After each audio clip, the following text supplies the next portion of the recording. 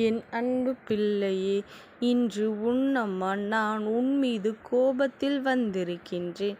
கோபத்தில் வரவேண்டிய நிலைமையை இன்று நீ உருவாக்கிவிட்டாய். அவ்வளவு எளிதில் என் குழந்தைகளின் மீது எனக்கும் கோபம் வந்து விடாது. ஆனால் இந்த அம்மா இன்று கோபத்தில் உன் இல்லத்திற்குள் வந்து அமர்ந்திருக்கின்றேன் என்றால் என் கோபம் யார் மீதானது என்பதனை நீ நிச்சயமாக தெரிந்து கொள்ள வேண்டும். என் பிள்ளையே, இந்த அம்மாவினை கண்டு நீ கண் கலங்கிவிட்டாய் அல்லவா? அம்மாவினை பார்த்தவுடன் உன் கண்களில் இருந்து கண்ணீர் ததும்பியதை நான் கண்டேன். அந்த அளவிற்கு நீ மன உளைச்சலில் இருக்கின்றாய் என் குழந்தையே.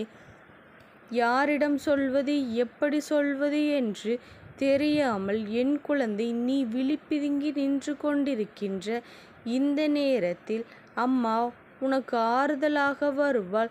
கோபத்தில் வந்துவிட்டாளே என்று சொல்லித்தானே என் குழந்தை நீ கண்கலங்கி நின்று கொண்டிருக்கின்றாய். என் பிள்ளையே, உன்னுடைய உணர்வுகளை என்னால் புரிந்து கொள்ள முடிகின்றது. நமக்கு எங்கு ஆறுதல் கிடைக்கும் என்று தேடி இந்த தெய்வத்தை நாடி வந்தால் தெய்வம் நம்மீது கோபப்படுகின்றது என்று என் குழந்தை நீ யோசிக்கின்றாய் அல்லவா? எந்த ஒரு விஷயத்தையுமே சற்று முழுமையாக கேட்காமல் நீயாகவே ஒரு முடிவினை எடுத்துவிடக்கூடாது என் குழந்தையே. அம்மாவினுடைய கோபம் உன் மீதானதா அல்லது வேறு யார் மீதானதா என்பதனை நீ தெரிந்து கொள்ள வேண்டும் அல்லவா?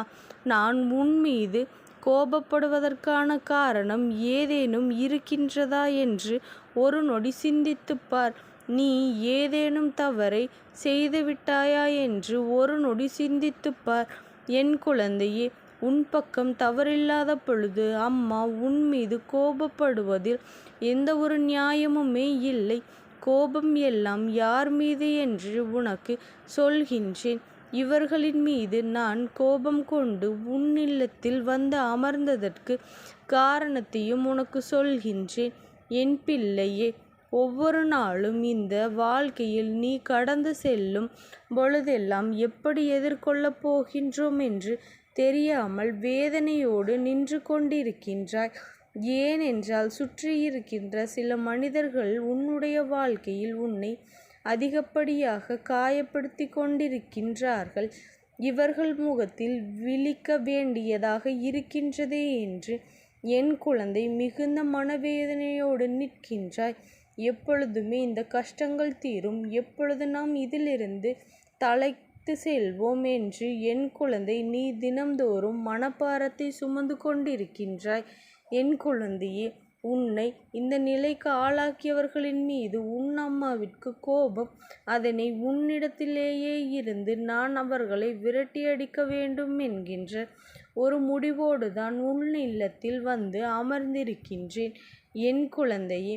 பொதுவாக உன் இல்லத்தின் வாசலில் நின்றிருக்கின்ற இந்த தாயானவள் இன்று உள்ளே அமர்ந்து சற்று பொறுமையாக இந்த பிரச்சனையை எதிர்கொள்ள வேண்டும் என்கின்ற முடிவில்தான் வந்திருக்கின்றேன். உனக்கென்ன, நான் செய்கின்ற விஷயங்கள் எதுவாக இருந்தாலுமே அதனை நான் நல்லபடியாக உனக்கு செய்து கொடுக்க வேண்டும் என்று நினைக்கின்றேன்.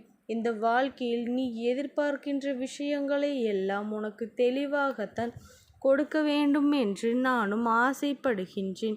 என்னுடைய ஆசைகள் அத்தனையும் நான் உன்னுடைய வாழ்க்கையில் உனக்கென நிறைவேற்றி கொடுத்து கொண்டிருக்கும் பொழுது நீயே நினைத்ததை எல்லாம் சாதிக்கப் போகின்றோம் என்கின்ற உச்சபட்ச மகிழ்ச்சியில் இருக்கும் பொழுது இவர்கள் எங்கிருந்து தான் வருகின்றார்கள் என்று தெரியவில்லை என் குழந்தையே. உன் வாழ்க்கையில் சந்தோஷத்தை கண்டு பொறாமைப்படுகின்றவர்கள் இங்கு நமக்கு இந்த சந்தோஷம் இல்லையே, இவர்களுக்கு மட்டும் இந்த சந்தோஷம் கிடைக்கின்றதே என்று சொல்லி இவர்களை எப்படி காயப்படுத்தலாம் என்ற எண்ணத்தோடு உன் வாழ்க்கையில் நுழைந்து இந்த மனிதர்கள் இப்பொழுது உனக்காக வேண்டும் என்று ஒவ்வொரு கஷ்டங்களையும் தந்து கொண்டிருக்கின்றார்கள். எங்கே அடித்தால் உனக்கு வலிக்கும் என்று தெரிந்து அதனையே வார்த்தையாக உன்னிடத்தில் பேசிக்கொண்டிருக்கின்றார்கள்.